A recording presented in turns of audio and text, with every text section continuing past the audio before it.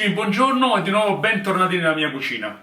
Oggi quello che vi proporrò è uno dei piatti preferiti di mia moglie. Lo so, l'ho già detto altre volte, però veramente questo è uno dei miei piatti che piace tantissimo a lei e a dir la verità me lo stava chiedendo da un po' di tempo. Ed è la vellutata di fagioli con gamberi al burro. È una preparazione molto semplice da fare, ha le sue accortezze e io, tra parentesi, ho utilizzato esclusivamente i prodotti freschi, ovvero ho usato i fagioli secchi, ma perché già li avevo in casa, e poi ho comprato i gamberi freschi. Questo però sta vuol dire che potete benissimo utilizzare anche i fagioli, quelli già cotti, e se non li avete freschi anche i gamberi surgelati. E allora vediamoci questa straordinaria ricetta. Durante il video vi darò qualche piccolo consiglio e poi ci vedremo alla fine. A dopo!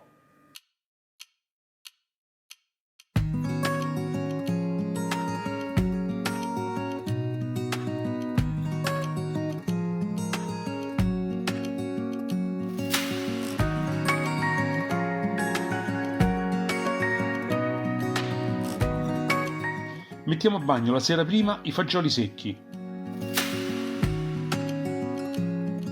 Poi in una casseruola, coprendoli di acqua fredda, e aromatizziamo con 2 foglie di alloro e uno spicchio d'aglio in camicia.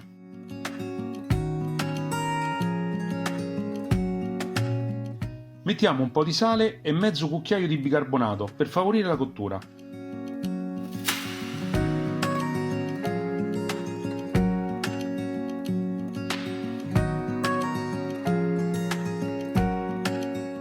Cuociamo per 45 minuti, questo è il tempo sulla mia confezione, togliendo la schiuma quando serve.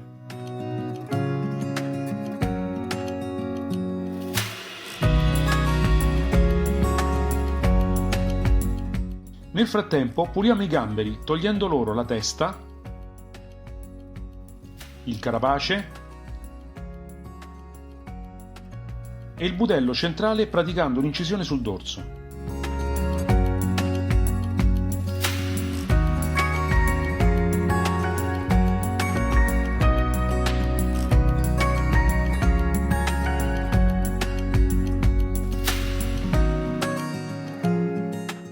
Fate un brodo vegetale leggero e con esso cuocete i gamberi per circa un minuto e mezzo.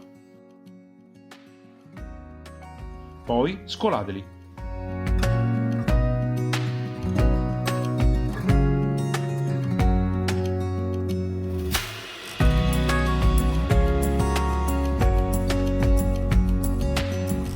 Riprendete i fagioli e metteteli in un contenitore con un mestolo della loro acqua di cottura e frullate fino a farli diventare una crema.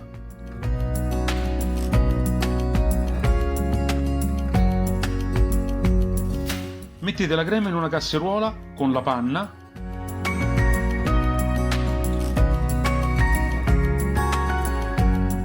il burro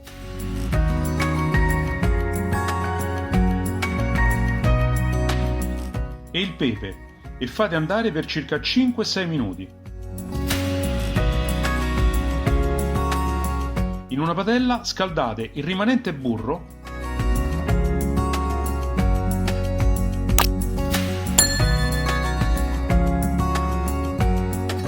e quando comincerà a spumeggiare mettete i gamberi con sale, pepe e prezzemolo e fate risaltare per un paio di minuti.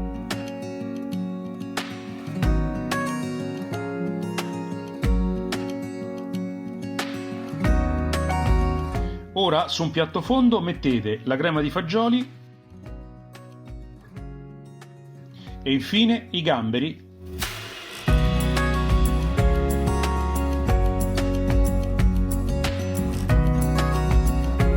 finite con un filo d'olio ed il prezzemolo.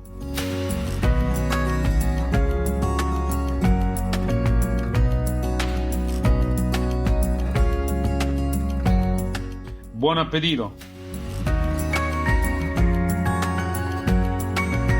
Allora, intanto prendiamo subito il discorso dei fagioli. Io ho utilizzato, come ho detto, quelli secchi. Se volete utilizzare quelli già cotti, dovete fare questa proporzione. Io ne ho usati 250 grammi, ma quelli cotti ne serviranno circa 400-450 grammi.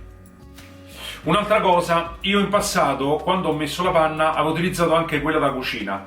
Sbagliatissimo, utilizzate quella fresca, intanto è leggermente meno densa e comunque si rapprende durante la cottura, altrimenti se mettete la panna, quella da cucina, comincia a diventare piuttosto pesante, anche a livello di gusto, e non ve lo consiglio. Bene, siamo arrivati alla conclusione, io vi ringrazio tantissimo per avermi seguito fino a questo momento, ci vedremo alla prossima ricetta e vi auguro una buonissima giornata.